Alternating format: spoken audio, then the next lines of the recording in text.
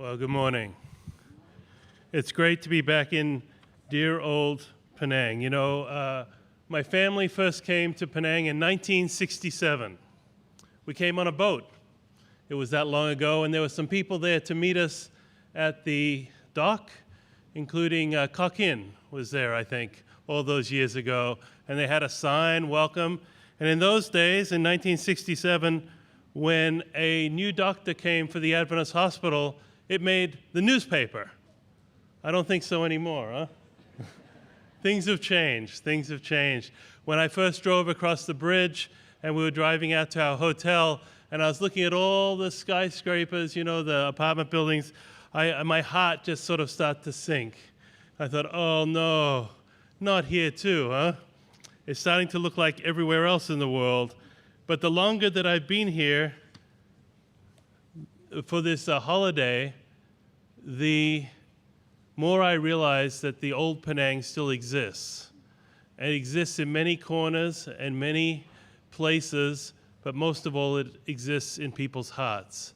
And we've been treated so kindly and with such love and such affection that it's really been a very, very heart-warming experience. Some of you maybe don't know that my father was a doctor, Dr. Russell Standish. He was a doctor here at the hospital for many years, first in 1967, and then he came back in the 1980s. And this is a place that he loved very, very much. And many of the changes that I've seen in Penang are good changes. It's good to see the standard of living is so high now, and it's good to see all the modern shopping and all the things that make life convenient and easy. Although I will say, with all the McDonald's, now I also see signs for how to lose weight. When I was a boy, everyone was thin. They lost weight by walking. It's an old idea, or riding a bike. Now we have traffic jams, and we have to go to the gym and to the weight loss center. Life changes, huh? And not all the changes, of course, have been good. The change that I most feel sad about are the people who I would have loved to see while we were here who are no longer with us. People like, some of you remember Pastor Wah. Remember Pastor Wah, faithful pastor for many, many years. He baptized my oldest brother at the Penang Adventist Church.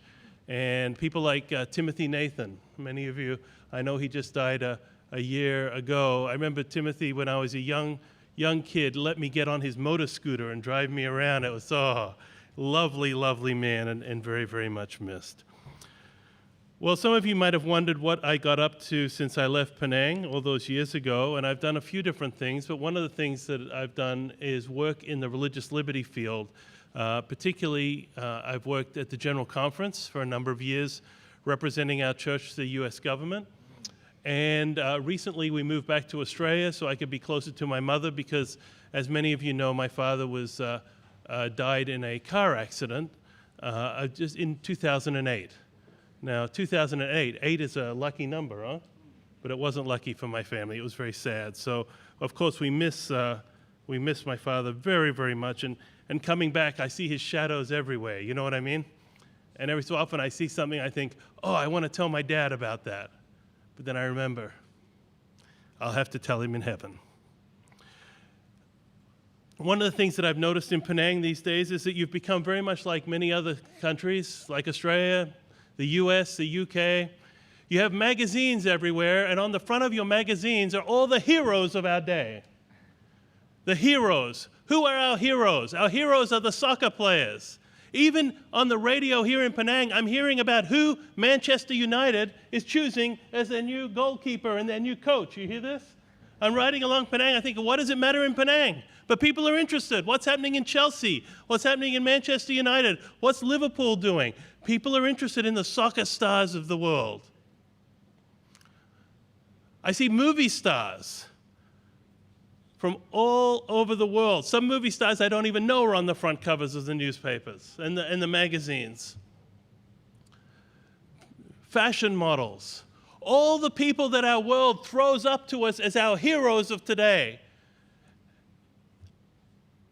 But as I look at those covers and I look at those headlines, I ask myself this. If God was to put out a magazine in this world, If God was to tell us what to put on our television sets today, if God was to be on the radio and tell us who are the people to look to talk about, to discuss, and to think about and to celebrate, would it be any one of these movie stars? Would it be the soccer players? You know, it's good to be able to kick a ball. I wish I could do it better. Hit a ball, that's great. But is that what's important in this life? I ask you particularly, those of you who are looking and starting your life's journey, where do you want to aspire to be? Do you want to be on the front covers of the world's magazine? Then aim and aspire to be like the world.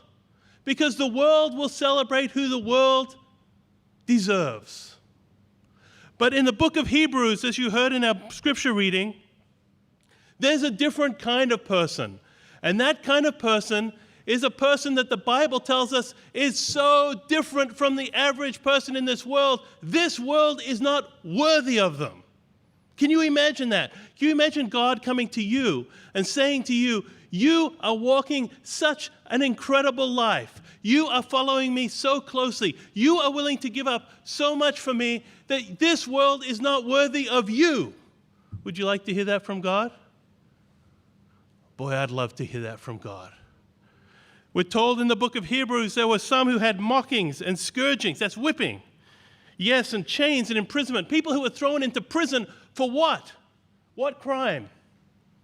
For following Jesus Christ, for following God. They were stoned. They were sawn in two, actually sawn in two. They were tempted. They were slain with the sword. They were killed with swords. They wandered about in sheepskins and goatskins, being destitute. They had no money. They were afflicted. They were the outcasts of this world. These are people that you'll never see on the front covers of your magazines. Are you with me? You will never see them on your television sets. These are the people who are so marginalized, nobody cares about them. These are the people that if you saw, you say, I don't want to be like that, right? I want a nice house. I want a nice car. I want a nice clothing. I want to live a good life, right? I don't want to be like these people who are destitute, who are thrown out, who are walking around in rags and animal skins. And I don't want to be stoned. I don't want to be sawn. I don't want to be tempted. I don't want to be thrown out of society. But this is what God says about them in the book of Hebrews. This is in the book of Hebrews 11 where we're talking about who is faithful. This is what God says about those people, those very people who are outcasts in this world. This is what God says. He says of those people, he describes them, of whom the world was not worthy. One of the privileges that I've had in my life is to meet people today who meet this exact description. People who are faithful to God despite everything being lined up against them. Can I just tell you one story? We have a short sermon today because we have ordinances, and it's a blessing to have ordinances, isn't it? It's a blessing that we can come and follow Christ's example to us. So I'll just tell you one story this morning about one of the people that I met who today is living this life. You know, for us in Malaysia, in Australia, in most places, we have our troubles, we have our ups and downs, but we aren't living a life of a persecuted person for most of us. But that isn't the case for many people around the world. You know that. Many Christians today are living in very, very difficult circumstances.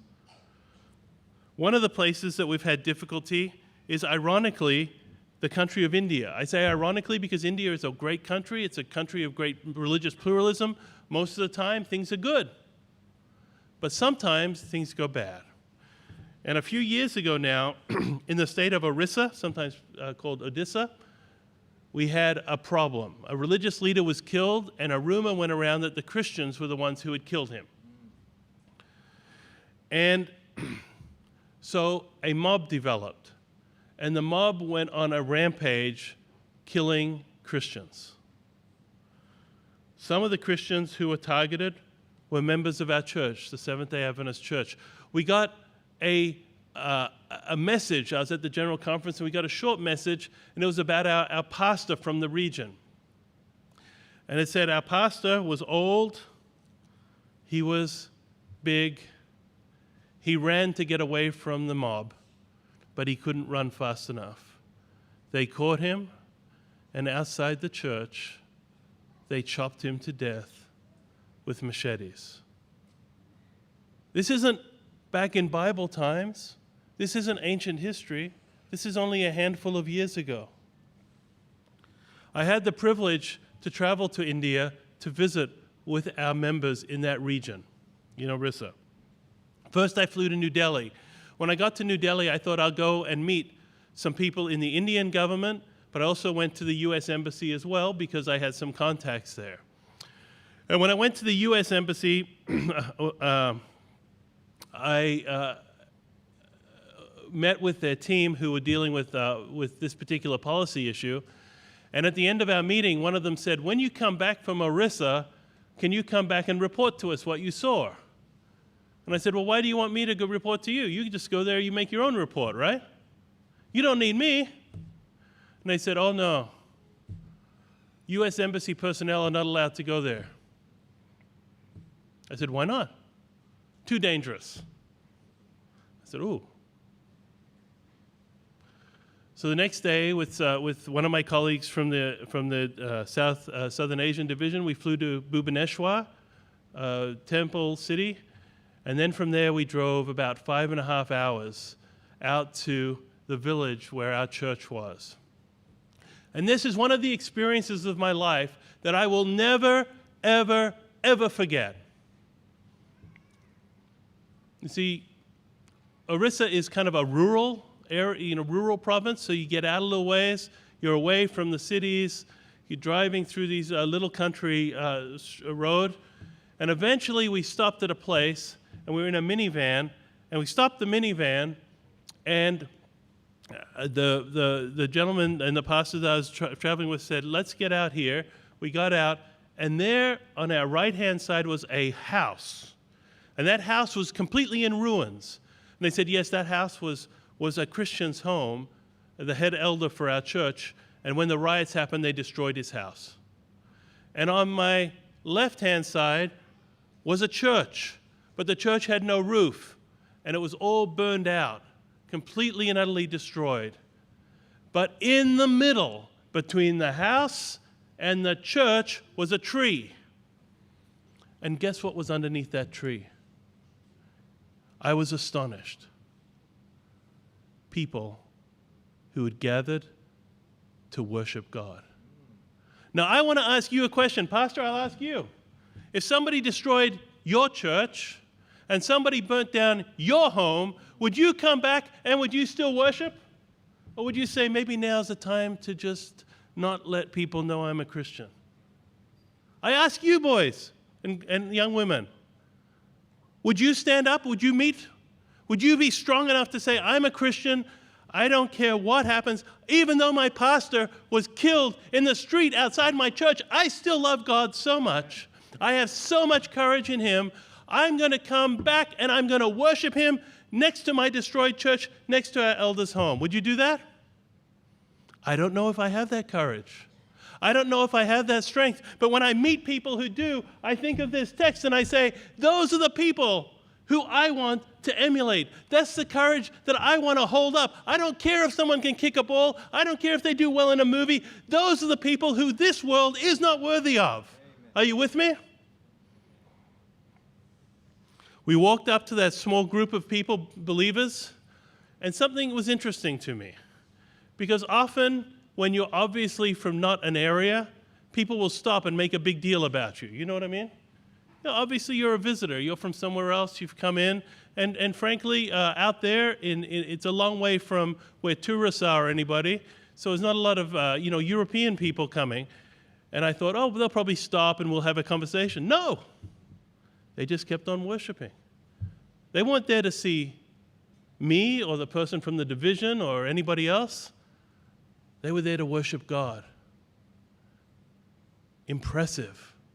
That is what faith looks like in its purest form. Are you with me? Do you understand what I'm saying? At the end of their service, we had a conversation. And I said, friends, I'm here from the General Conference. I'm here to give you any kind of help that you could use. What can we do for you? And I thought they'll have a lot of things that they want from us. After all, I've come from America. I'm at the headquarters of the church. Think bad things have happened. Maybe there's something that they want, money, help in one way or another, right? Wouldn't that be what you'd say? If that had happened to me, and my house was in ruins, and my church was destroyed, and somebody came and said, what would you like? Do you think I'd have something to say? I'd have a list this long of things I want.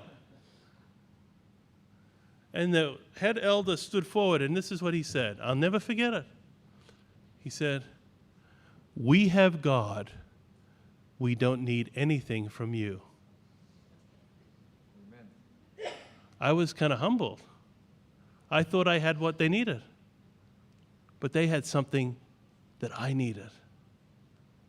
They had faith, real faith, faith tested in the fire, faith that had come out to adversity pure as gold.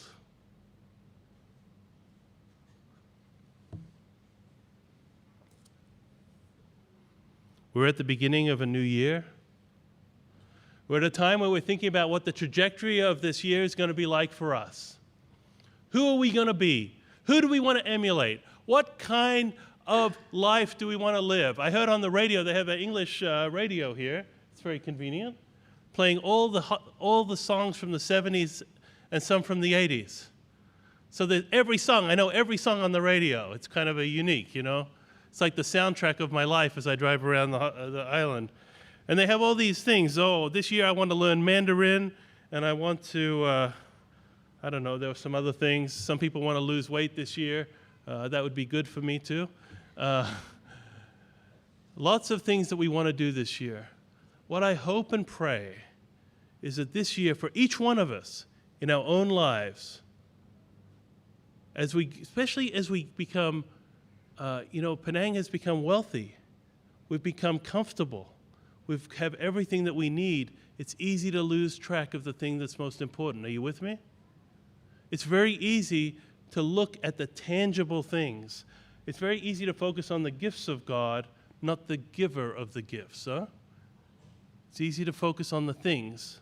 As we go through this year, it's my hope and my prayer that each one of us will look in the mirror each day and ask ourselves, do we want to be people who are worthy of this world, of whom this world is worthy, people who maybe our aspirations are to be celebrated on magazines, on newspapers, or whatever? Is that the kind of thing that we want? Or do we want something much greater, much grander, much more important, much more lasting? Do you and I want to be the kind of people that when God looks down on this earth and he looks into our hearts, he says, you are a person of whom this world is not worthy? Do you want to be that kind of person? There's only one way to be that kind of person. And that's to put God first in everything, every day. I hope and pray this year that every member of Penang Adventist Church will be the person who wakes up every day and says, everything else is less important. Even if my house is taken away, my car, my job, my security, even like Job, even if our lives are in danger, we will say, the giver of life is number one in our life. Are you with me? Can I hear amen? Amen. Ooh, that was soft. I don't think they're convinced, Pastor. That was soft. Let me hear one more time. For this year, will God be number one in your life? Let me hear amen. Amen. That's it. May God bless you.